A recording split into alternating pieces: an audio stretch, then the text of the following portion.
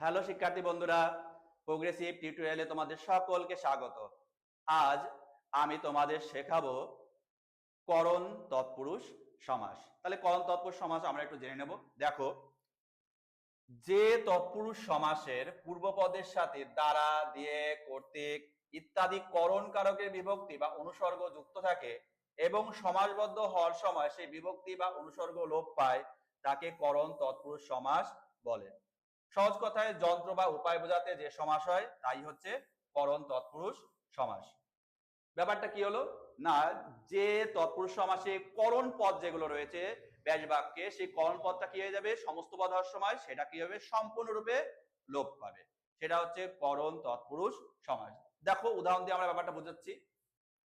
বিদ্যা দ্বারাহীন সমান সমান কি বিদ্যাহীন, এই দ্বারাটা কি হয়ে যাচ্ছে লোপ পাচ্ছে। মধু দিয়ে মাখা সমান সমান মধু মাখা, তাহলে মধু মাখা।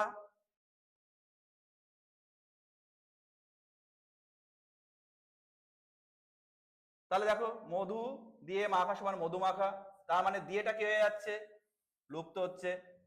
বজ্র দ্বারা আঘাত বজ্রাঘাত, তাহলে দ্বারাটা কি হয়ে যাচ্ছে লোপ পাচ্ছে।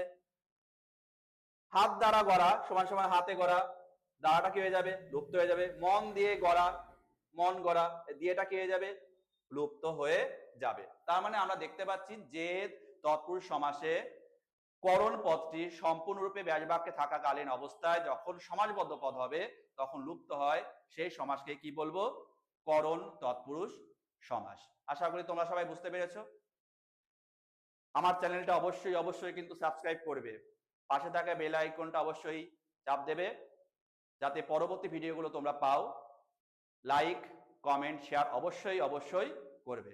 ধন্যবাদ।